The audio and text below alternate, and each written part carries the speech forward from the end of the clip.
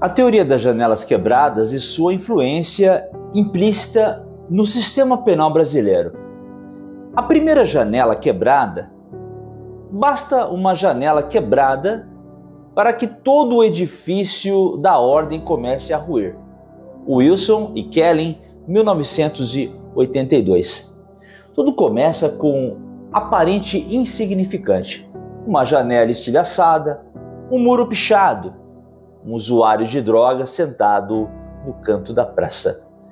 A teoria da janela quebrada, nascida lá nos Estados Unidos nos anos 80, ela parte de uma ideia de que a tolerância a pequenas desordens conduz inevitavelmente à criminalidade maior. No coração dessa teoria, há uma mensagem sutil e perigosa. Se o Estado não agir contra o pequeno, o grande virá. E é justamente essa mensagem que, silenciosamente, se infiltrou no direito penal e processo penal brasileiro, travestida de legalidade e revestida pelo discurso da ordem pública. Saudações, minhas amigas, e saudações, meus amigos. Vamos lá.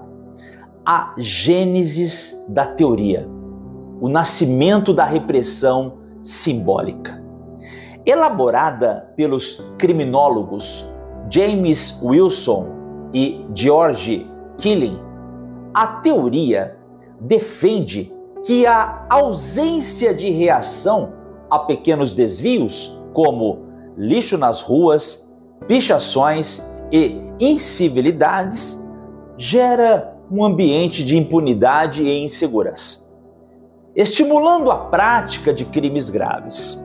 E foi através desse raciocínio que inspirou lá em Nova York a chamada política de tolerância zero, implementada nos anos de 1990 por Rudolph Giuliani. O lema era simples: prendam quem joga lixo antes que mate alguém. Por trás dessa simplificação reside um problema ético: a criminalização do incômodo e da pobreza, transformando o direito penal em ferramenta de higienização social. E agora os ecos no Brasil. O reflexo dessa janela quebrada no Brasil, essa teoria jamais foi proclamada oficialmente, mas suas rachaduras estão em nossas leis, decisões e práticas policiais. O cárcere preventivo como resposta à desordem é um exemplo. O artigo 312 do Código de Processo Penal, ao permitir uma prisão preventiva para garantia da ordem pública, abriu espaço para uma interpretação subjetiva e punitiva da desordem. Juízes, amparados nesse dispositivo, prendem pequenos infratores sob o argumento de que sua liberdade abalaria a paz social. Assim, a prisão cautelar, que deveria proteger o processo, passa a proteger o medo. O medo que? O medo coletivo. É o direito penal das aparências e não das provas. Prende-se não pelo que se fez, mas pelo que se teme que se faça. Vamos lá. A lei de drogas e o mito da limpeza urbana. A Lei 11.343 de 2006, ao criminalizar o porte para uso próprio, artigo 28, assumiu essa postura simbólica de evitar a degradação social. Em tese, o usuário é punido para impedir que o tráfico cresça. Na prática, é as pessoas que têm baixa escolaridade de periferia que sentem o peso da repressão. É a janela quebrada da desigualdade social, sendo remendada com o cimento do encarceramento. E as contravenções penais? A velha roupa da nova teoria. O Decreto-Lei 3.688 de 41, que é a Lei das Contravenções Penais, é o verdadeiro embrião nacional dos pensamentos da janela quebrada. Criado no Estado Novo, tem por finalidade reprimir os desvios da normalidade urbana.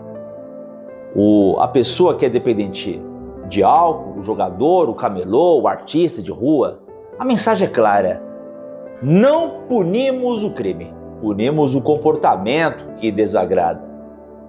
Olha, essa lógica ecoa a essência da teoria: reprimir o pequeno para evitar o caos. Aparência da ordem e o caos da seletividade.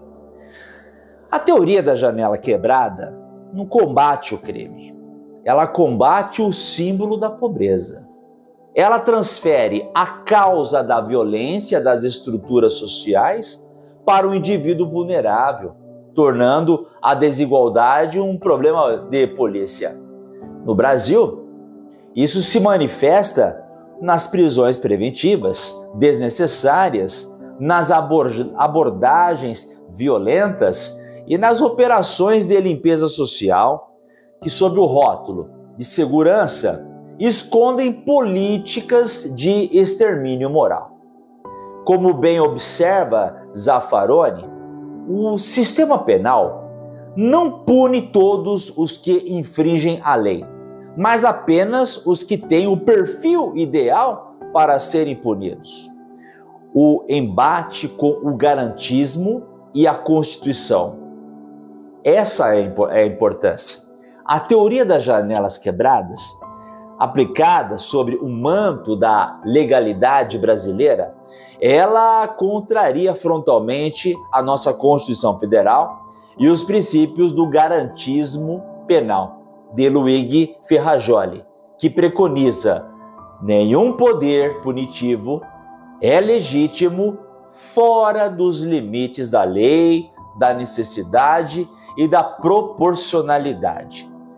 O garantismo, ao contrário da tolerância zero, defende o direito penal mínimo baseado na intervenção apenas quando o bem jurídico for efetivamente lesionado.